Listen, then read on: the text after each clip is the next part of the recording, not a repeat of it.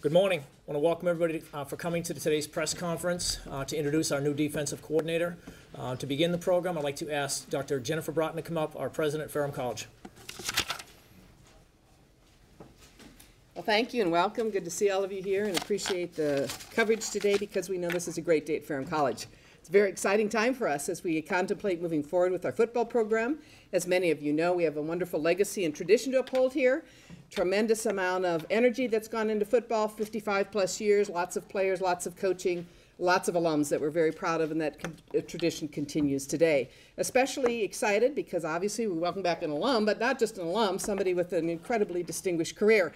If you start to list all of his accomplishments and the places he's been, you'd be here forever, but we're going to just spend a little bit of time saying thanks to him. We know he brings quality here. He brings a sense of leadership and championship. He also understands the student athlete is essential in any college environment today to help not only create excitement on a college campus, but also to create a tradition of good quality citizens. So we're glad you're here. It's an exciting time when we talk about your background. He's been at a number of colleges. He's been to the Rose Bowl a couple of times. He's certainly coached under Hank Norton, and Hank called me again yesterday to say, boy, did you get a good one this time, but if he gets out of shape, I'll still talk to that boy. He appreciates that we've had wonderful experience, great student athletes, great coaching staff. I'm going to go ahead and call forward our head football coach this time, Coach Dave Harper, who has a few comments, and then we'll have Phil come up and say a few words. Thank you again.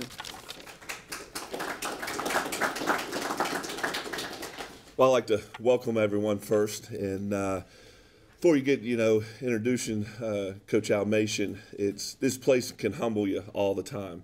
I've been here a long time. And this past homecoming with the Centennial and homecoming and all the alums coming back and the history and all the success stories that people who's come and played here and what they're doing with themselves now and how successful they are. It's just an incredible place, Ferrum is, to me and obviously to my family. And I would like to welcome Coach Elmassian. Obviously, he's always been a member of our family. People ask me all the time, well, you're excited and everything, and I'm excited. I'm not excited about the X's and O's.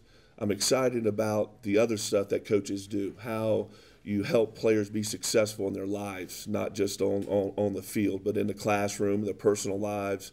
And we had a couple hours that we've been talking, and it hadn't been football. It's been about players and relationships with players and the role that we play as coaches in those relationships. And that's what I'm looking forward to. Obviously, the football part, we're going to dig in on that. That's goes without saying. I know both of us have been raised by Coach Norton, and with Coach Norton, you just hate to lose. So I know we're on the same page there, But like I said, I think, as good as a football coach he is, just listening to him for the last X number of days, he's just a quality person, and he's very, very passionate about his players. And I think that's what any great coach is. And so I love to welcome a former Black Hat, a former alumni, Coach Phil Elmassian, our new defense coordinator at Ferrum College.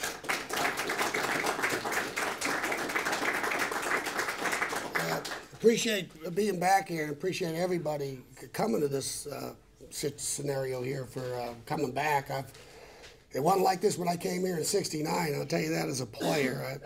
I've always had a goal. When I got down here, I was from Massachusetts, and Coach Norton recruited me, and we had a gentleman named Rock Perdoni that I played with in high school, and Lou Sanaspago went to my high school, and these were great Panthers. And so I got down here. They became All-Americans. I just became a player, And Coach Norton really took a snotty-nosed kid and made a man out of him. It was an incredible transformation for me, figuring out, who I was and what I really wanted to do.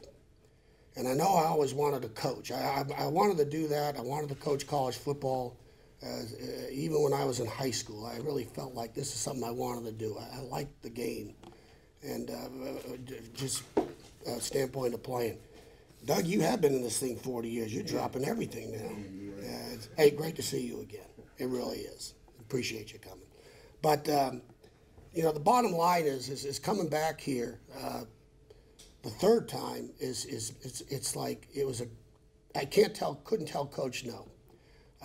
When when I came back, when I first got down here in '69, it was an opportunity. That's all it was, and it was a place where you could do whatever you decided you wanted to do, and with Coach's help, I was able to. If you look at the resume and look at the career, after doing the 40th year of this, I was fortunate to play for 3 head coaches. I worked for all 3 of them.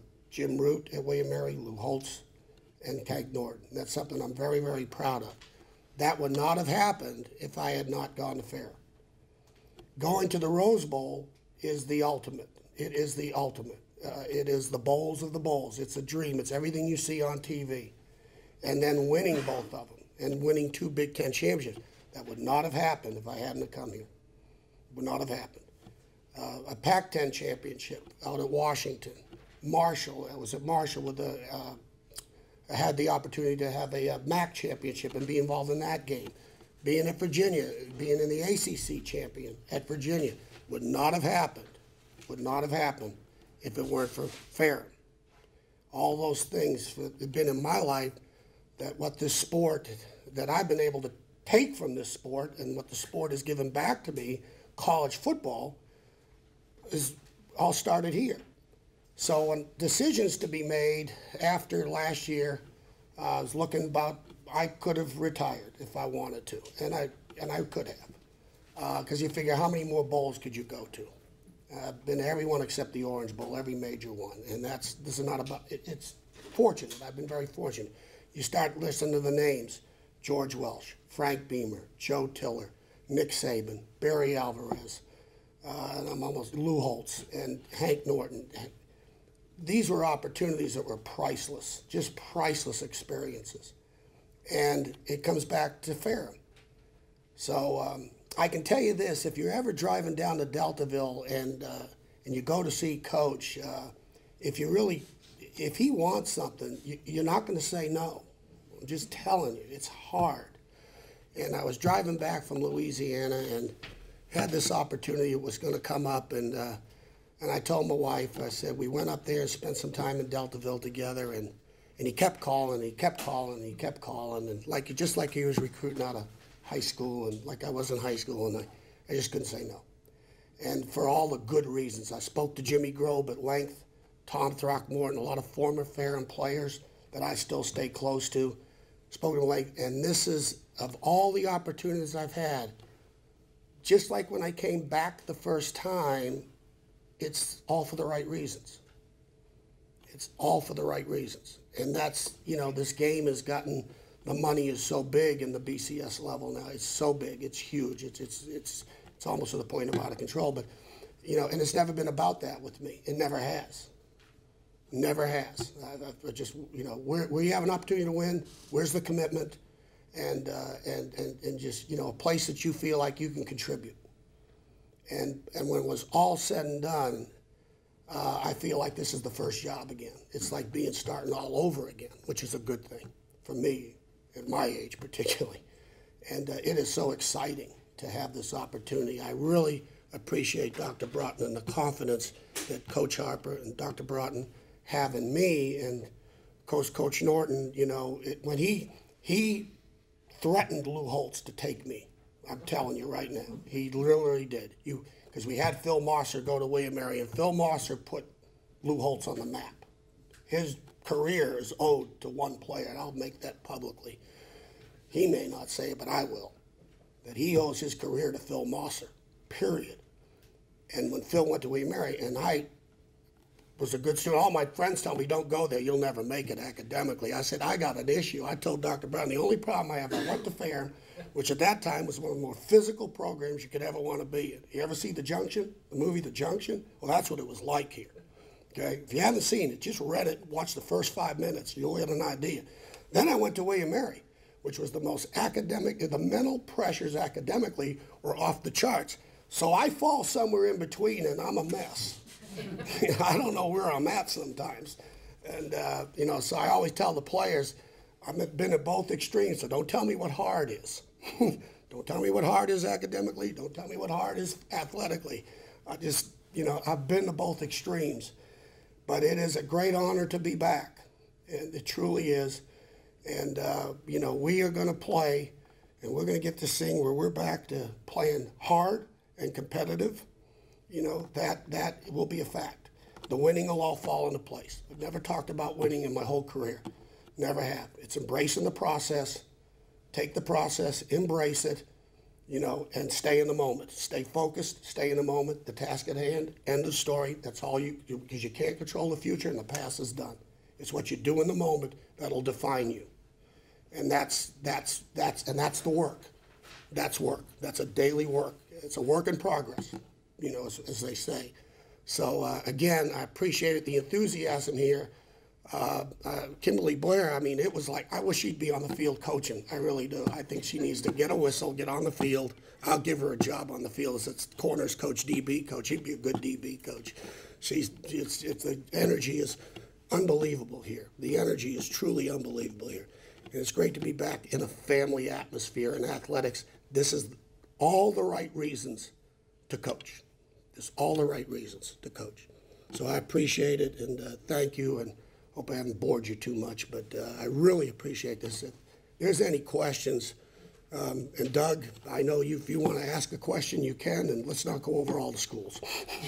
No. If there's any questions, I'd be glad to answer any, if they have any. Is it your intention for Ferrum to be your last stop? Yes. Yeah. And I say that, there were opportunities out there. I won't say them because it's really not fair to. I had one opportunity that would have been really, really a good one. And then there were a couple of others, and I said to myself, nope, this is the right thing. This is the right thing. What kind of time frame did this all take? In these conversations you had with Coach Norton? Well, talking to Dave, we communicated with Dave, and I think. Was the time frame once Coach Adams got the job? Basically, yes, correct. When it was all said and done, when that anticipation, there was an anticipation because it applied for the job. I'm really not as familiar maybe as you are. And as that was being anticipated, Coach was doing the inquiries because obviously, the UMass thing was, the transfer from 1AA to 1A was really tough. It was tough.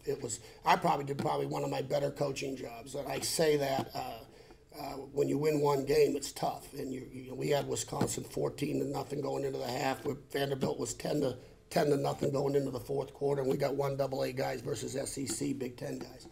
So and after going through that year, the head coach getting fired, I said to myself, I've had enough. I'm done. But when Coach called, and my buddy warned me, he said, listen, he's going to try to talk you into coming back. Just telling you right now, because there was anticipation of a potential opening. Which coach are you talking about? Coach Norton. So you went to UMass with the intention of ending it there? Well, not there. No, I was not going to end it there. I was, but it was. Let's put it this way: UMass, it ended it for me. They ended it for me. We'd gotten fired. On the precipice of you're a Massachusetts native. Yeah, no, I was not. No, I'm not shoveling all that snow. I'm going south. I'd rather, in fact, the Gulf Shores is a place on Gulf Shores where I really want to go. Okay, and it may be a hurricane come someday. I don't care. That's where I'm going down with that. Or on a river fishing. That's where I want to go. If I go down on the football field, do not revive me. Let me go. Okay. But we've had Coach Norton and I. He kept calling and persisting. And I had to weigh the options. You want to retire? You want to keep going?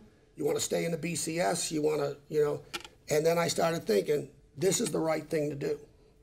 I'm going to give back one more time.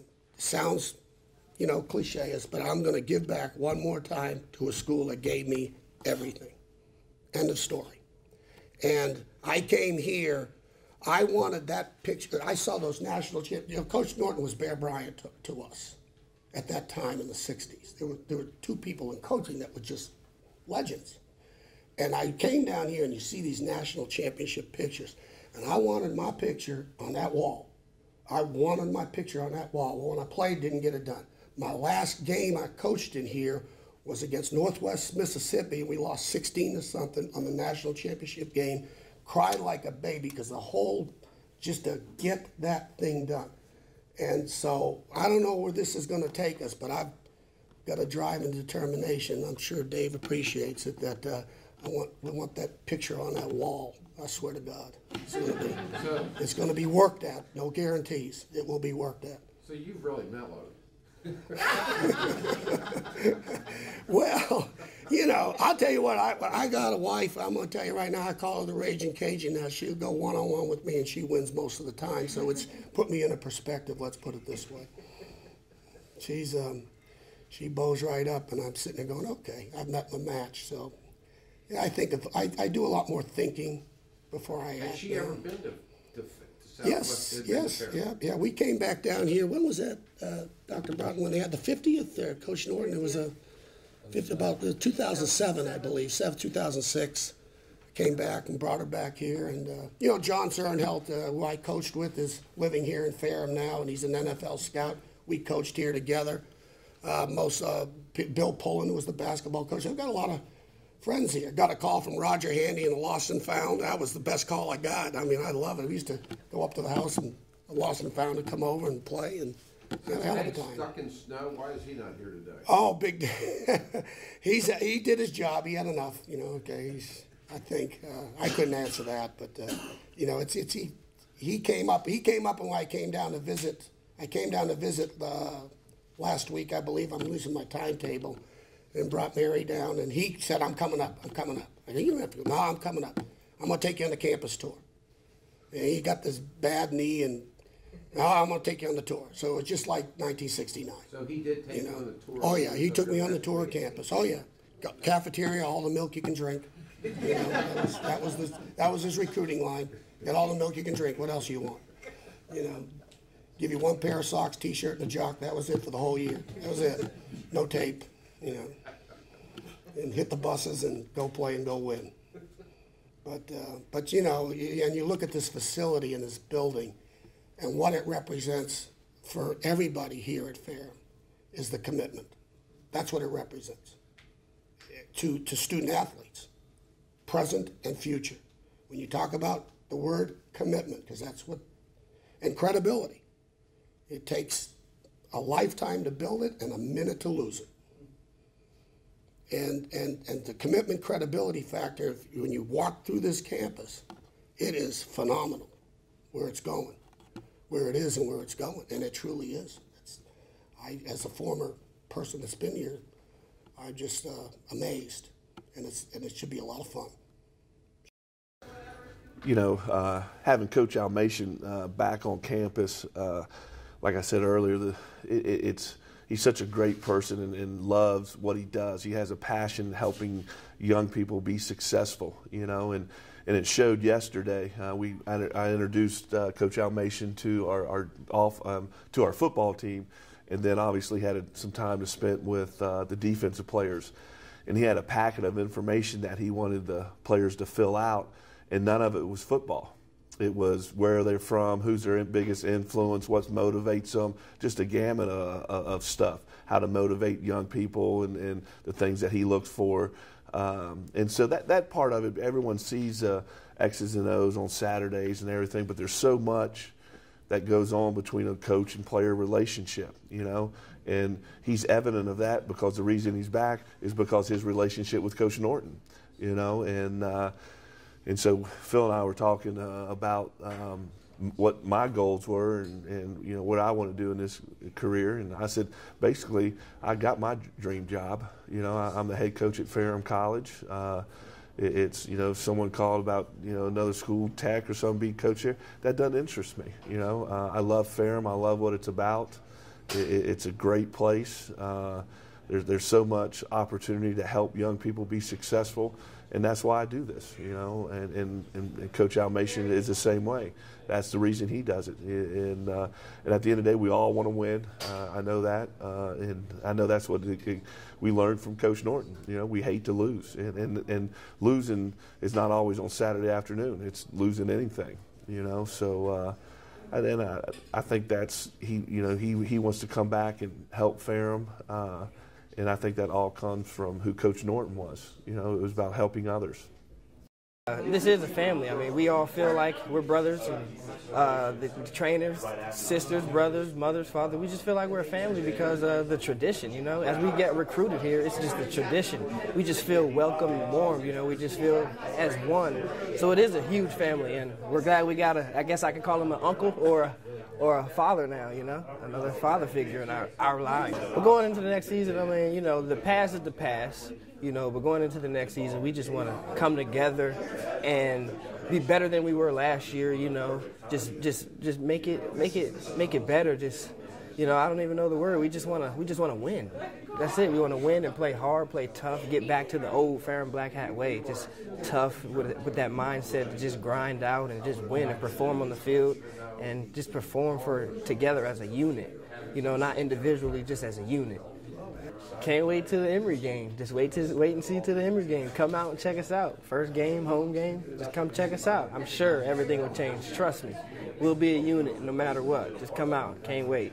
Gentleman here at the press conference, I told him, I said, I really can't remember all the professors at William and Mary, but I can remember the professors I had here at Ferrum. So if that's a statement about family, you know, I think that says it all. I mean, you just remember all the people.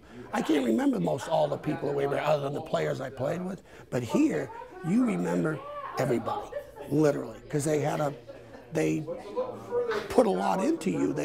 It was a place of there was so much giving, you know, here, and it truly is. What this college can bring to the area, and what it has brought, and what it will bring, you know, and one thing I can assure you, you know, is we're going to play really hard. I mean, sometimes it may not look pretty, but they're going to go someplace as hard as they can go. Wherever that ball is, we're going to work to get 11 guys there as hard as they can and arrive in a very bad mood. So hopefully we can get that done. The key is taking that talent that they have and putting them in a position to, you know, everybody's got strengths and weaknesses, and I don't care what levels you're on. I mean, and so now being able to, we'll take your talent, so you're going to be able to play to your strengths and minimize your weaknesses. That's the first thing I would explain to them doing that. And whatever the talent you have, we're going to work very hard so you can discover more of them. And so when you don't look back, you don't what if your career here. And that's probably is the nutshell.